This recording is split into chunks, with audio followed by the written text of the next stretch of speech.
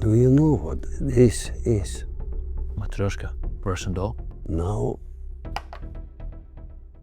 What is this? Also Matryoshka. Now here comes the question that will define your freedom. Is it the same one, or is it a different one? If you can answer this question correctly, you understand the most fundamental principle of power in the world: strategic absorption, the power principle that has been fooling the masses for centuries. Russian Trojan horses. Has nothing to do with Russia. Everyone does it. Sun Tzu said, "To subdue the enemy without fighting is the acme of skill." Give me an example. Christ was crucified by the Romans, correct? Yes. The early Christians were hunted by the Romans, correct? Yes, for over 300 years. God bless them. This doll represents the early Christians. The Roman Emperor Constantine made a smart move. Christianity was adopted by the Roman Empire. Adapted and absorbed. Constantine followed Sun Tzu's advice. If you can't crush a movement, you infiltrate it and absorb it. Exactly.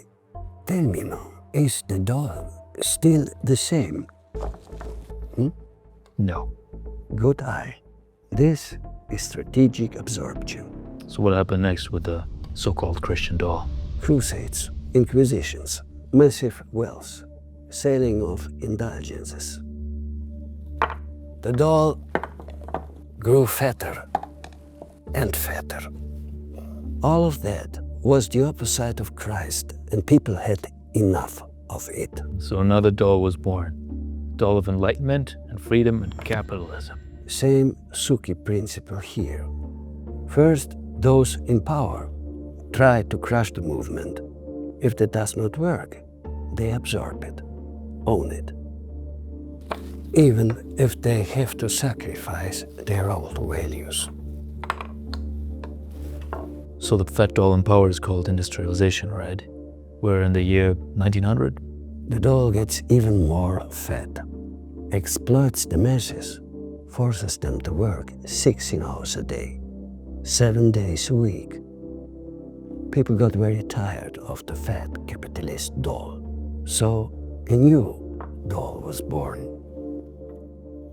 Communism.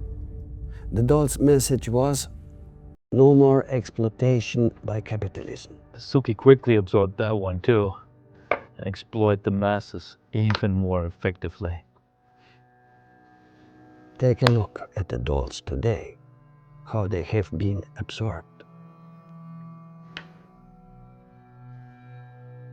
The green environmental movement saved the planet. Good movement originally. It is important to protect Mother Nature. This got quickly absorbed by the Suki. Nature in the wild was reduced to carbon footprint. If you absorb a movement, you can change the narrative and framing completely. Change it so it does not pose a threat to the fat doll. I have a question. What about the Bitcoin crypto movement? The crypto movement. In China it was forbidden, in the West it was absorbed. Which movements have never been absorbed by the fat doll?